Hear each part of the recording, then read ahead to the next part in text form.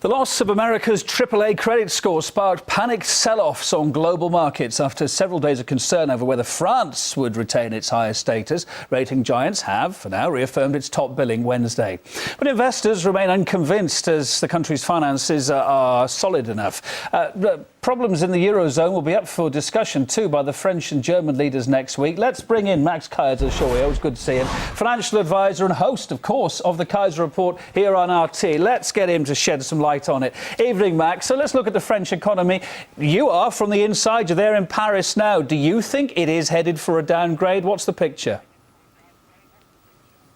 Well, the French banks are loaded with toxic derivatives that were sold to them by American investment banks.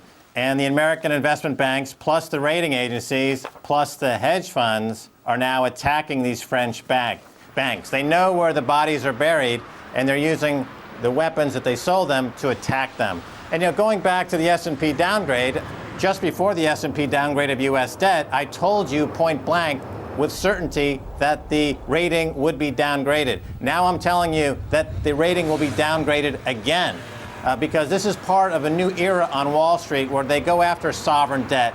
And the hedge funds and the rating agencies and Wall Street banks work together now to destabilize the sovereign debt of these countries. Because remember, the hedge funds, Wall Street, working with the rating agencies, are bigger than any of these countries.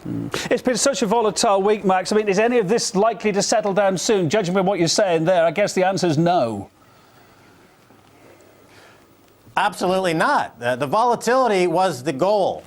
As I explained before the ratings downgrade, by downgrading, you create volatility. Today, the Financial Times on the front page reported that the derivatives volume this week is exploding. It's higher than at any week in history. That is making a lot of people on Wall Street and in the City of London very, very rich. That's the goal. So they will continue to downgrade, continue to stoke volatility, and continue to milk the system and extract wealth.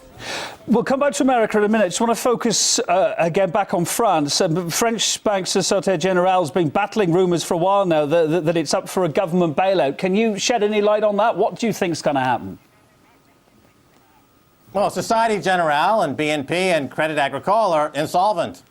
Their balance sheets are 6 to 10 times bigger in terms of the debt that they carry than they could possibly service. But it's carried on the shadow banking system. They don't report this debt, but the insiders around the world who wield the weapons of mass financial destruction know where the bodies are buried, and they're attacking them to force these unrealized debts onto their balance sheet, to force these companies into delinquency, into a foreclosure, because they're going to reap, again, billions of dollars attacking these banks. These banks are insolvent, Kevin. Société Générale is an insolvent institution. So is BNP. They can't possibly meet their credit demands. Absolutely not.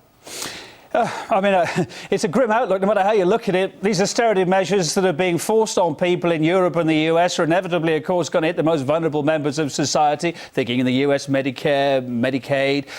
There are also fears, of course, these cuts could slow growth and bring about another wave, a double-dip recession, as you've been banging on about for a long time. Is there anything positive to come out of this approach, this austerity approach?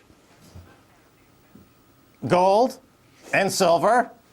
Gold making new all-time highs.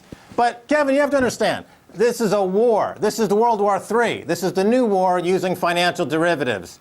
And the objective is to preserve the speculative rates given to the Wall Street bankers of 0%. Ben Bernanke this week came out and said we're going to keep interest rates at 0 for another 2 years or indefinitely. That doesn't help workers. That doesn't help savers. That doesn't help society. That only helps speculators. That only helps the plunderers. And if you look at those riots in London, all those plunderers on the street were doing is mimicking the plundering at Goldman Sachs and JP Morgan. I'm surprised Goldman Sachs is not down on the street trying to recruit these kids to work at Goldman Sachs and JP Morgan. They're excellent plunderers. Why don't they work on Wall Street? They've proven themselves. Let's give them a job. Back to that Fed announcement. Again, are you at all surprised that the PR wasn't any better, that it was so downbeat? Which announcement is this, Kevin? The announcement earlier on in the week. Ben Bernanke seemed really quite downbeat about the future of the economy. Did you think he'd be upping it more as PR, if nothing else? No, Kevin, you have to understand that Bernanke's job is to be down in the mouth and say that he must keep interest rates low. That's his job. And to determine where interest rates should be, he looks at a series of statistics that do not include energy or food. So he does not see inflation. He only looks at things that are falling in price, and therefore he concludes that there's deflation and that interest rates must be near zero. And in Switzerland now, interest rates have gone negative. They're charging people to keep money at the bank. Also in the United States, they're introducing negative interest rates. This will be, my prediction will be, this will be widespread all over the G20 nations, negative interest rates, forcing people into these speculative bets. Which, of course, benefit the terrorists, the financial terrorists, J.P. Morgan, Goldman Sachs, HSBC, Barclays, the central banks, the Bank of International Settlements, the rating agencies, the hedge funds. This is a war. Max Kaiser, thank you. A grim picture you paint, as ever. Financial advisor and a host, of course, of the Kaiser Report. That is on air as well here on RT. Don't forget, keep up to date with all the latest from Max.